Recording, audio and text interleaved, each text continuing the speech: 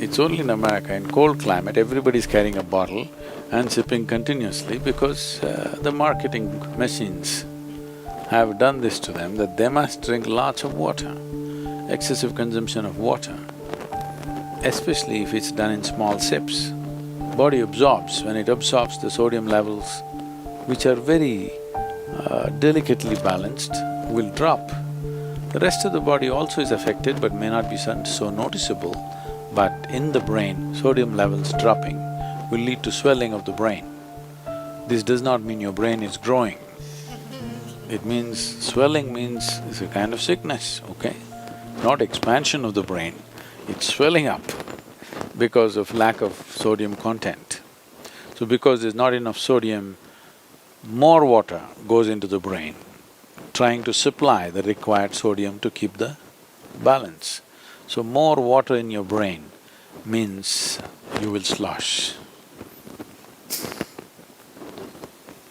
Psychological imbalances will come when you manage to absorb. See, if you drink lots of water at one go, body will decide how much to absorb, how much to throw out. But if you keep sipping through the day, body kind of gets deceived and tends to absorb more water than it should. But let's say right now you drink 2 liters of water, all of it is not going to go into the system. What is needed, it'll take, rest of it will be shunted out.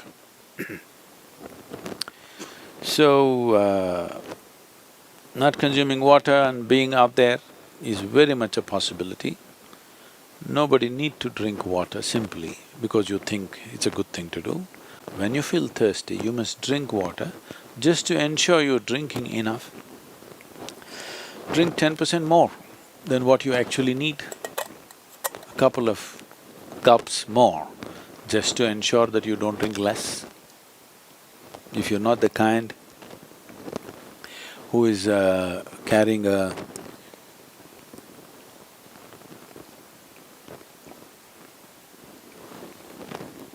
water bottle with you every minute of the day, then it's good to drink little extra water so that when the need comes, you have a certain amount of time before you can drink, that it is not an emergency.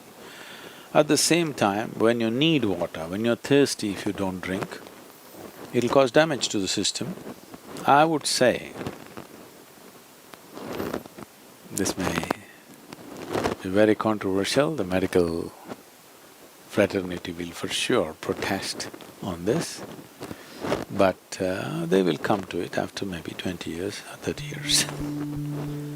I would say if everybody consumes good water in sufficient quantity, 50% of the heart attacks in the world would come down. The damage to the heart is immense when the water that is needed is not there in the system. But when I say water, it is not just about drinking liquid water, you must eat high water content foods. If you eat a fruit, it's nearly 90% water.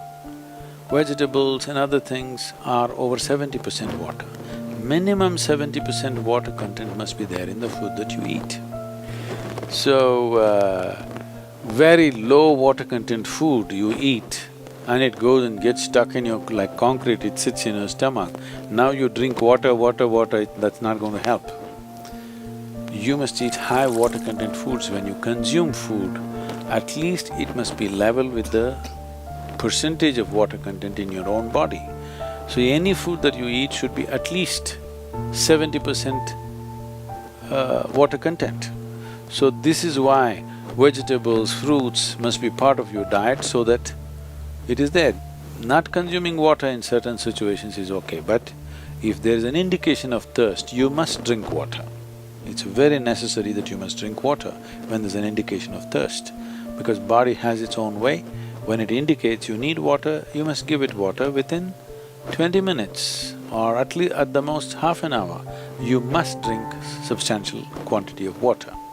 If you drink enough water, then body will choose how much to take, how much to reject.